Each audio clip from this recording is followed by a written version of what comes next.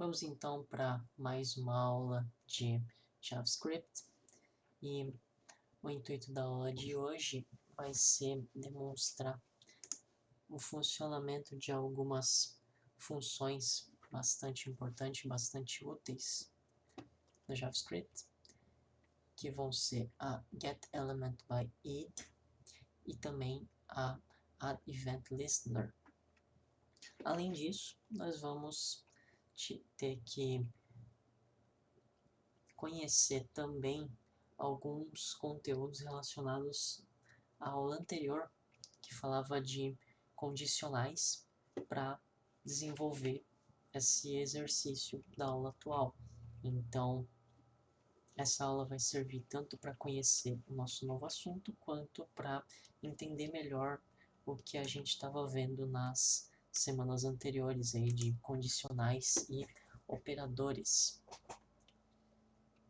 O plano para essa aula, então, vai ser, primeiro, a gente construir uma calculadora de área e perímetro, onde o usuário vai fornecer os dados para os dois lados de um retângulo e o nosso programa vai apresentar a resposta no navegador, e isso vai ser feito com o JavaScript, manipulando o HTML que aparece para o usuário. Então, diferente do que a gente estava fazendo nas aulas de antes, que era mostrar as coisas lá no console, dessa vez nós vamos efetivamente interagir com o usuário da forma comum, da forma que um usuário utilizaria uma página da internet. Então, aqui eu tenho o esqueleto do HTML, onde nós temos uma folha de estilo CSS aqui, e em seguida um script.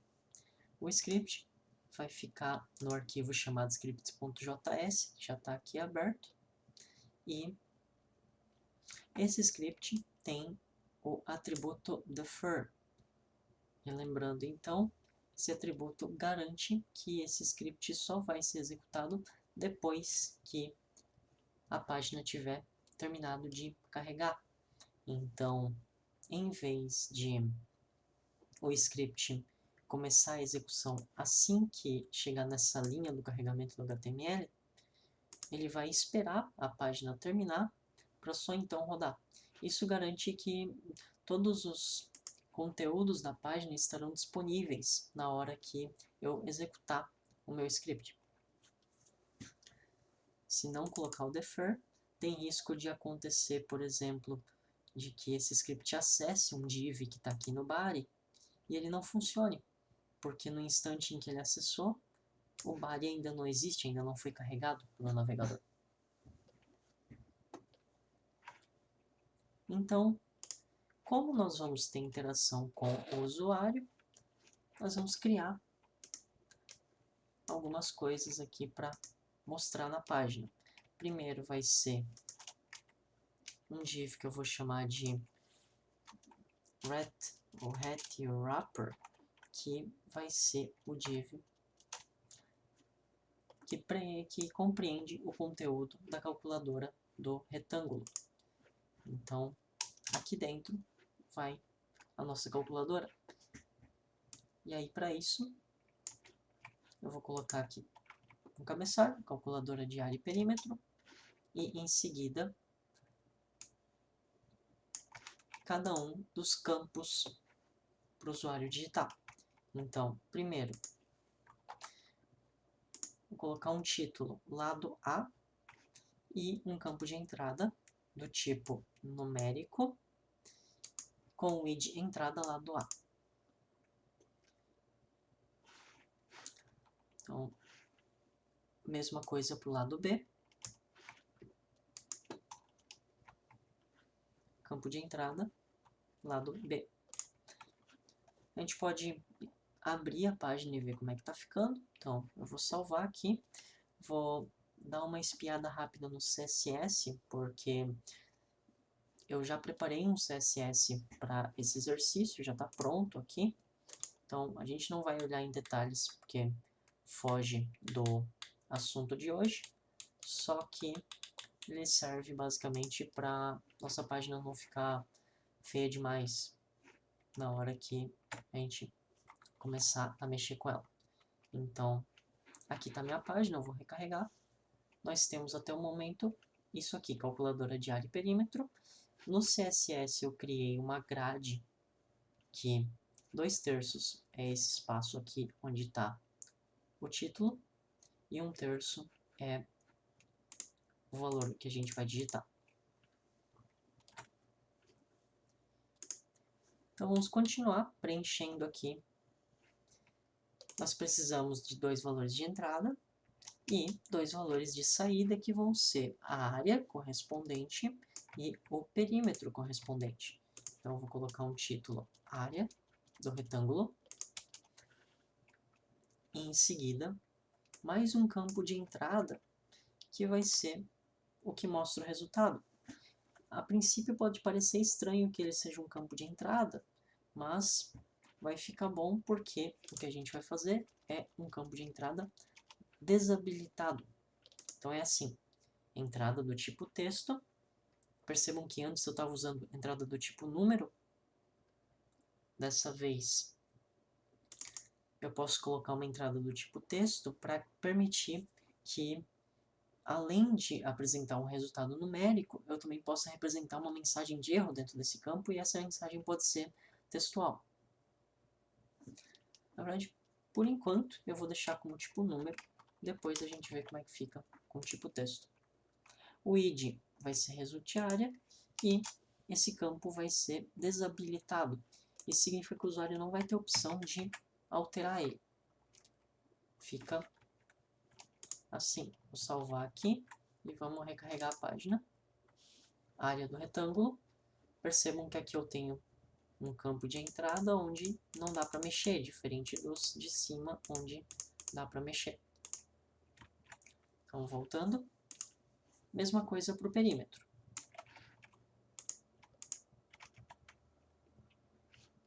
E por fim, um botão de calcular.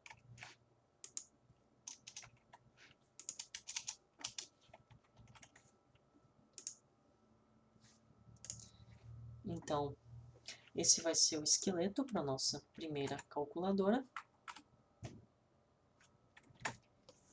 E agora a gente vai lá nos scripts e constrói a funcionalidade da nossa calculadora da seguinte forma.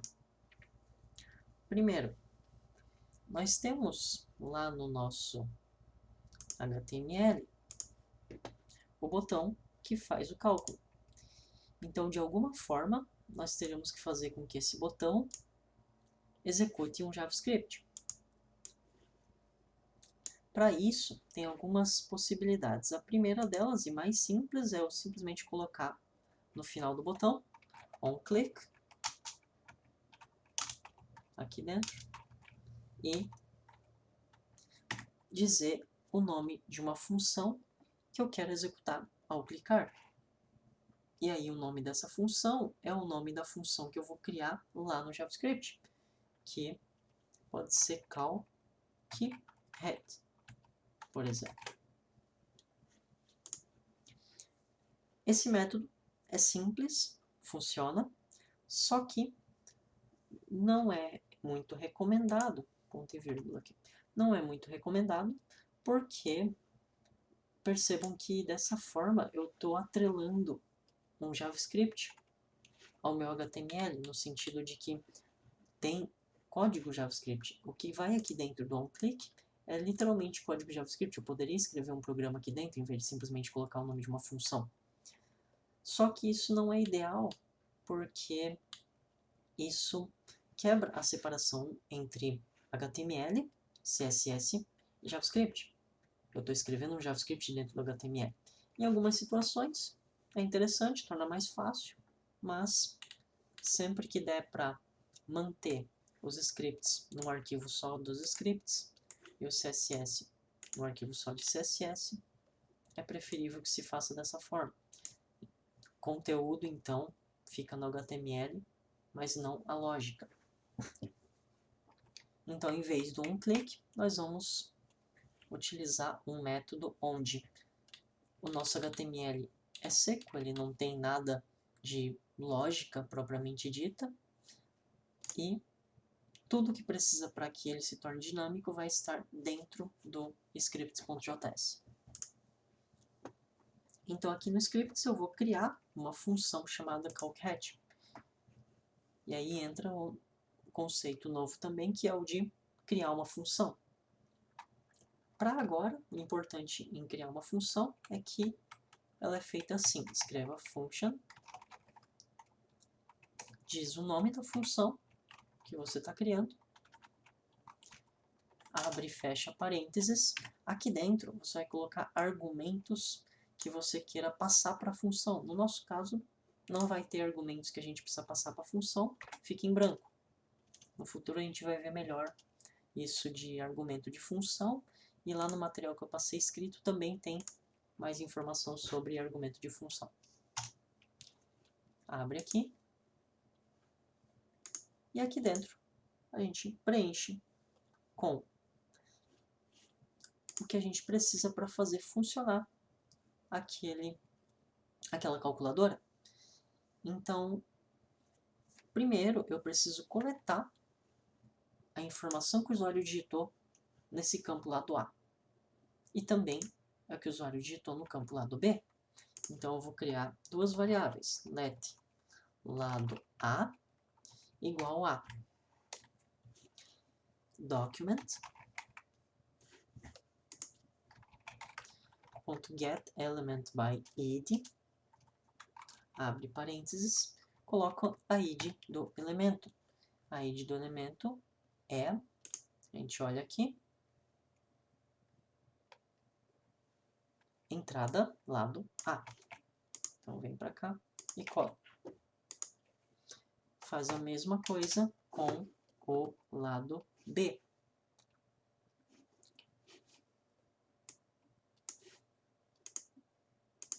Só que tem mais um detalhe, na verdade.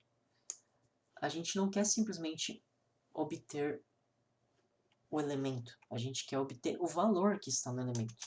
Então coloca mais um ponto e diz o que você quer deste elemento. Nesse caso, aí tem uma lista de muitas coisas aqui que você pode coletar de um elemento. No nosso caso vai ser value. Assim. Ponto value. Mesma coisa a gente faz com o lado B.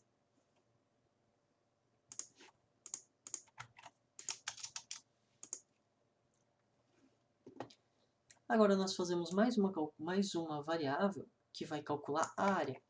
Então, let área é igual a... Percebam que eu criei lado A, mas não li. Mesma coisa para o lado B. Por quê? Isso a gente vai fazer agora. A área é lado vezes lado. Então, lado A vezes lado B. E também perímetro, que eu vou chamar de perim. E vai ser 2 vezes lado A mais 2 vezes lado B. Feito isso, tá quase pronto.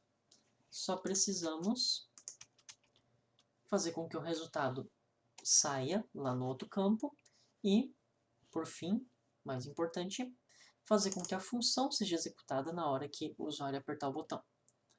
Então, para fazer o campo mostrar o resultado, a gente usa de novo o getElementById, só que dessa vez a gente vai pegar a id do resultado, que é resultArea, que está aqui, e resultPerim.